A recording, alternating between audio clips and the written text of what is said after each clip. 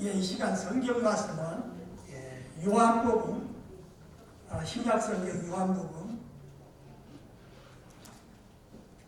12장 17절서부터 26절 말씀까지 보시겠습니다. 제 성경 페이지로는 168페이지입니다.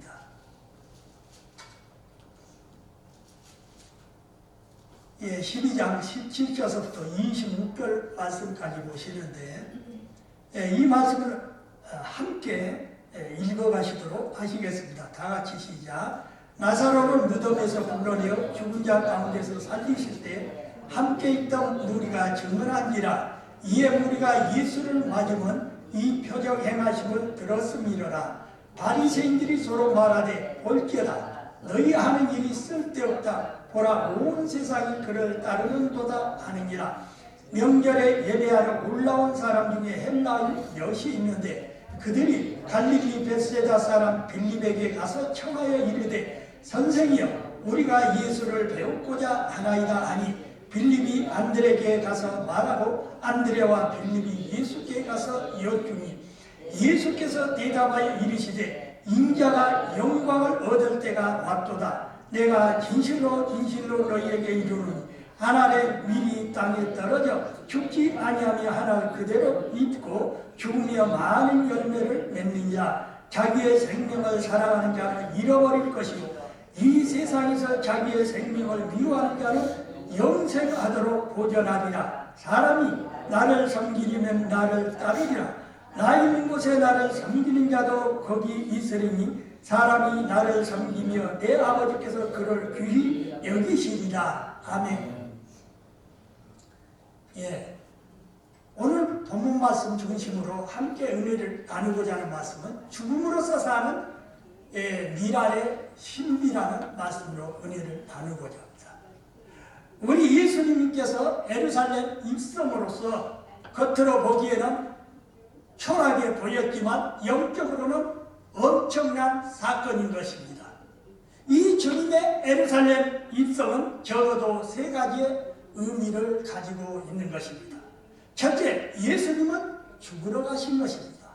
자칫 예루살렘 입성이 승리의 개선 행렬의 그런 광경처럼 보이지만 사실은 십자가에 못 박히려 가시는 길이었습니다. 둘째는 예수님의 예루살렘 입성은 예언의 응답인 것입니다. 오래전에 하나님이 이 땅에 메시아를 보내 온 인류의 구원자를 세우시겠다는 예언의 응답이었습니다. 셋째는 예수님은 유월절의 어린 양이십니다.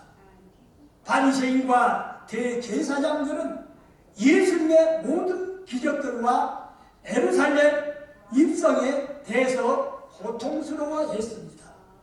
그래서 그들은 예수 그리스도를 잡아다가 죽이려고 음모를 꾸몄던 것입니다.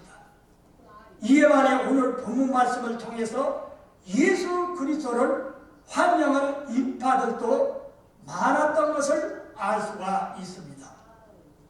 예수님은 환영하는 사람들을 세 분류로 나누어서 볼 수가 있습니다. 첫째는 나사로의 부활을 직접 목격한 사람들인 것입니다. 17절의 말씀입니다. 나사로를 무덤에서 불러내어 죽은 자 가운데서 살리실 때 함께 있던 무리가 증거하니라. 어떤 사건에 대해서 목격자들의 증언은 큰 효력을 가지게 됩니다. 나사로가 부활한 현장을 직접 목격했던 사람들은 입을 다물 수가 없었던 것입니다. 그들은 만나는 사람들마다 말했습니다. 내가 분명히 보았다. 죽은 나사로가 무덤에서 나오는 그 모습을 직접 목격했다라며 끊임없이 증언을 했습니다. 목격자들은 다른 사람에게 이 사건을 전하게 됩니다. 타인을 통해서 간접으로 전해들었던 사람들은 별로 전도의 열정을 갖지 못합니다. 그러나 성령님을 체험하고 예수님을 만났던 사람들은 누가 시키지 않아도 그 사실에 대해 자주 언급하게 되는 것입니다. 둘째는 나사로의 부활에 관한 소문을 들었던 사람들인 것입니다. 18절 말씀입니다. 이에 우리가 예수를 맞으면 이 표적 행하심을 들었음이로라. 이 예수님에 관한 소문이 입에서 입으로 계속 전해졌습니다. 죽은 사람이 살아났다는 것은 보통 일이 아니라 굉장하고도 충격적인 일이었습니다. 우리가 그런 소식을 들었다고 한번 가정을 해봅시다. 어떤 교회에서 죽은 사람이 살아났대. 근데 살아난 사람이 그 교회 새벽 기도회도 나오고 예배에 참석한대. 죽은 사람이 살아났다는 소식을 들으면 어디 한번 가서 보자. 사실인가 아닌가 확인해 보자라고 생각할 수도 있는 것입니다. 복음은 죽었던 자가 살아나는 것과 같이 충격적인 것입니다. 그래서 사람들은 순교를 각오하면서 복음을 전하는 것입니다. 죽었던 나사로가 살아났다는 이 소문을 들은 사람들은 움직이기 시작합니다. 셋째는 예수님을 반대했던 이 대제사장들과 바리새인들이었습니다. 그런 이 바리새인들 사이에 분열이 생겼습니다. 19절에 말씀입니다. 바리새인들이 서로 말하되 볼지어다 너희 하는 일이 쓸데없다. 보라 온 세상이 저를 쫓는도다 하니라. 이 바리새인들은 자포자기 상태에 빠져들었습니다. 예수님의 기적에 대해서 많은 사람들이 증언으로 나섰고 예수님을 따르는 무리들이 많음을 보고 그들 사이에 내분이 일어났던 것입니다. 그래서 바리새인들 사이에서 우리의 모든 계획이 수포가 되고 말았어. 예수를 믿고 따르는 많은 사람들을 한번 보라. 이제 소용없게 되었어. 라는 이야기들이 그들 사이에 불거져 나왔던 것입니다. 그때 매우 중요한 사건이 본문에서 소개가 되고 있습니다. 유대인들 명절인 유월절을 맞아서 많은 사람들이 예루살렘으로 모여들었습니다. 그 중에 헬라인 몇 명이 있었습니다. 헬라인들은 예수가 예루살렘 성으로 입성하시는 그 광경을 직접 목격을 했던 것입니다. 많은 유대인들이 종려나무 가지를 흔들면서 오산나 찬송하리로다. 주의 이름으로 오시는 이스라엘의 왕이여 라는 함성 속에 겉옷을 벗어서 길에다 깔고 환영하는 그 모습들을 그들은 보았습니다. 그 속에 어떤 한 분이 조그만 나귀 새끼를 타고서 예루살렘 성으로 들어가시는 그 광경을 볼 수가 있었습니다. 헬라인들이 그 모습을 볼 때 굉장히 인상적이었던 것입니다. 저분은 과연 누굴까? 왜 많은 사람들이 저분에게 환호성을 보내는 것일까? 그래서 헬라인들은 예수님의 제자들을 찾아가는 것입니다. 20절과 21절의 말씀입니다. 명절에 예배하러 올라온 사람 중에 헬라인 몇이 있는데 저희가 갈릴리 벳세다 사람 빌립에게 가서 청하여 가로되 선생이여 우리가 예수를 배우고자 하나이다 하니 헬라인 몇 명이 예수님을 한번 만나보겠다면서 찾아온 이 사건은 그리 대단하지 않을 수도 있는 것입니다. 특히 당시의 유대인들의 시각으로 볼 때는 매우 하찮은 이방인들이 찾아온 것 뿐입니다. 그러나 예수님은 매우 중요한 일로 여기셨습니다. 왜 헬라인들은 빌립을 찾아갔을까요? 빌립이라는 이름은 헬라식의 표현의 이름인 것입니다. 그들이 벳세다 사람 빌립을 찾아가서 요청한 것은 우리가 예수를 뵙기를 원합니다 라는 것이었습니다. 본문 말씀을 자세히 보면 빌립이 그들의 요청에 당황하여 머뭇거리는 그 모습을 볼 수가 있습니다. 그리고 안드레에게 가서 의논합니다. 안드레도 빌립에게 우리가 함께 가서 이 일을 전하자라고 제의를 합니다. 드디어 제자들은 예수님께 헬라인들이 뵙기를 청한다는 말을 전했습니다. 22절의 말씀입니다. 빌립이 안드레에게 가서 말하고 안드레와 빌립이 예수께 가서 여짜온데 여기에 빌립과 안드레의 얘기를 들은 예수님의 대답은 좋다 혹은 싫다 둘 중에 하나일 것입니다. 그러나 예수님의 대답은 예상 밖이었습니다. 23절의 말씀입니다. 예수께서 대답하여 가라사대 인자의 영광을 얻을 때가 왔도다. 제자들이 헬라인들의 간청을 말씀을 드리자 예수님은 이렇게 대답하셨습니다. 그 헬라인들이 예수님을 만났든 못 만났든 상관없이 23절의 말씀은 우리가 받아야 할 메시지인 것입니다. 왜 예수님은 이런 말씀을 하셨을까요? 헬라인 몇 명이 찾아온 사소한 일이었지만 이것은 굉장히 큰 의미를 가지고 있었습니다. 하나님의 독생자이신 예수님이 세상에 오셔서 유대인들에게 복음을 전하고 예루살렘 성으로 들어오셨습니다. 그런 와중에 바리새인들과 대제사장들 그리고 서기관들과의 갈등이 있었지만은 어쨌든 이것은 모든 유대인들과 관련된 이야기인 것입니다. 그런데 이방인 사람인 헬라인들이 찾아와서 예수님에 대한 강한 호기심을 가졌던 것입니다. 당신은 누구십니까? 우리는 당신을 꼭 만나보기를 원합니다. 라는 것이 바로 복음이 이방인에게로 넘어가는 하나의 전환점이 된 것입니다. 사도행전을 보면 예수 그리스도의 복음이 유대인 중심으로 흘러갑니다. 이것은 누구나 당연한 것으로 여겼습니다. 그 대표적인 인물이 바로 베드로입니다. 베드로는 전혀 생각지도 못했던 이탈리아 군대장관 고넬료를 만나는 것입니다. 고넬료는 유대인이 아니라 그는 이방인이었습니다. 그러나 고넬료는 하나님을 섬기고 금식하며 가난한 자들을 돕는 아주 경건한 사람이었습니다. 그런 고넬료가 환상을 보았습니다. 그리고 베드로를 자기 집에 초청합니다. 처음에 베드로는 당황을 했습니다. 당시 유대인들은 이방인들을 결하게 여겨 상종하지를 않았기 때문입니다. 선민의식이 강했던 유대인과 이방인 사이에 정치, 경제, 문화, 종교적으로는 큰 벽이 있었던 것입니다. 처음에 베드로는 고넬료의 초대를 거절을 했습니다. 그 후에 베드로가 기도를 했을 때 환상 가운데 하늘에서 보자기가 내려왔습니다. 그리고 하나님께서 고넬료를 만나라고 말씀을 하셨습니다.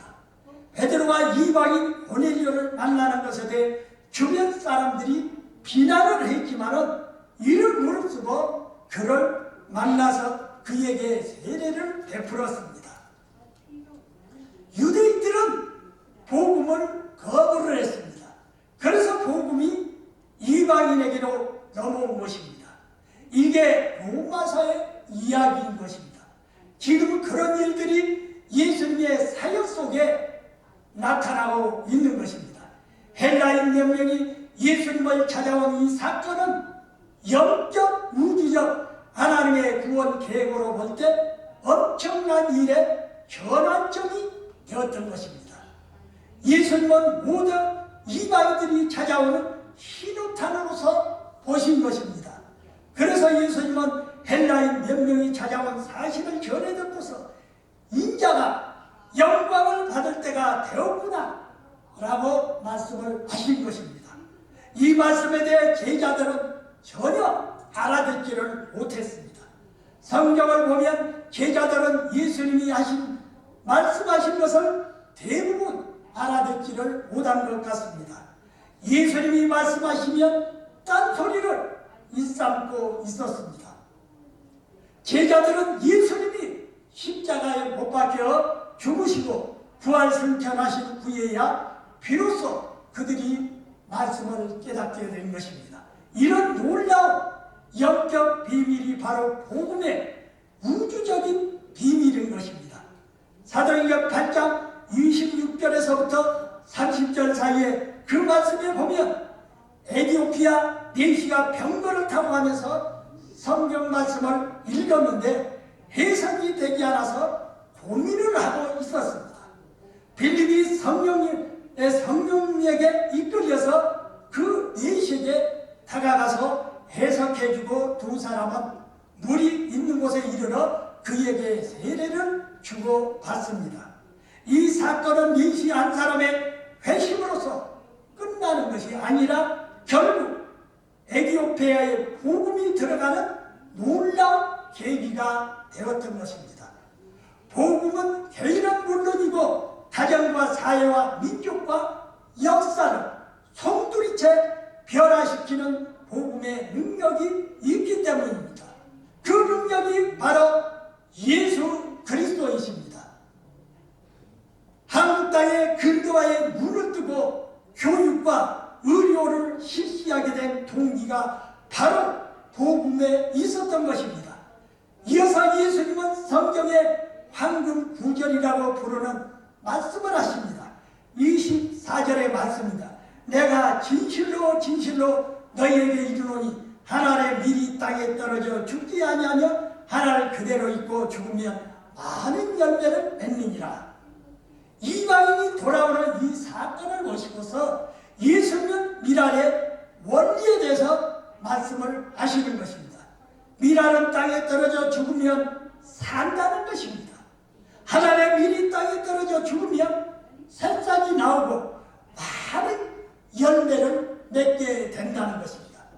한 알의 밀이 땅에 떨어져 죽는다는 것은 예수님의 죽음을 의미하기도 합니다. 25절에 말씀입니다. 자기 생명을 사랑하는 자는 잃어버릴 것이요 이 세상에서 자기 생명을 미워하는 자는 영생하도록 보존하리라. 이 말씀을 원어로 읽으면 뜻이 확실히 살아나는 것입니다. 상반절에 나오는 생명은 헬라어로 푸시케라는 것입니다. 즉 육체 생명을 말하고 있는 것입니다. 하반절에 나오는 영생은 헬라어로 조에입니다. 즉 영원한 생명을 뜻하는 것입니다. 육체 생명을 포기하고 죽으면 영원한 생명을 얻는다는 의미인 것입니다. 24절은 예수님에 대한 말씀하신 것이고 25절은 인간에 대해서 말씀을 하신 것입니다. 우리는 육신을 위해서 매일 세 끼를 먹어야 하는 것입니다. 아침마다 조깅도 하고 헬스클럽에 가서 운동도 합니다. 이는 육체를 위해서 하는 일인 것입니다. 그러나 육체를 죽이면 영원한 생명이 탄생하는 것입니다. 26절에 봤습니다. 사람이 나를 섬기려면 나를 따르라. 나 있는 곳에 나를 섬기는 자도 거기 있으리니 사람이 나를 섬기며 내 아버지께서 저를 귀히 여기시리라. 우리가 예수님을 믿고 따르면 하나님 아버지께서 우리를 귀하게 여기십니다. 생명은 참으로 귀한 것입니다. 한 번밖에 없는 우리 인생을 위해 우리가 울고 속상해하면서 서로 싸우고 몸부림치지만은 우리의 삶은 100년도 못 사는 게 우리의 육체인 것입니다. 육체 생명을 위해 우리는 사단의 종로로 가며 살아가고 있는 것입니다. 하지만은 예수님을 따라가는 것을 두려워하지 말아야 합니다. 우리에게 영원한 생명이 있기 때문입니다. 한 사람이 예수님을 믿는 것은 그 가정의 기적의 문을 여는 것입니다. 교회 하나가 존재하는 것이 그 민족의 축복의 통로가 열리게 되는 것입니다. 그래서 우리는 선교사를 세계로 파송을 하는 것입니다. 한 민족을 통째로 바꾸는 방법은 군사를 그곳에 파병하는 것이 아니라 한 사람의 기도하는 것입니다. 하나님 이날의 복과 비밀의 축복이 여러분들 모두에게 이루어지기를 주의 이름으로 축원드립니다. 예, 기도드리겠습니다. 좋으신 우리 아버지 하나님, 오늘도 주시는 말씀으로 통해 하나님의 미리 땅에 떨어져 죽으면 많은 열매를 맺는다고 하셨습니다. 참으로 우리는 육신을 위해 살아왔지만 그러나 이 영적 진리를 우리가 깊이 깨닫고 우리는 주의 진리를 위해서 정말 하나의 미랄이 되는 이런 소중한 생명 속에 살아가는 아름다운 믿음을 소유할 수 있도록 저희들과 함께하여 주시옵소서. 이 모든 말씀 주 예수 그리스도의 이름으로 기도합니다. 아멘.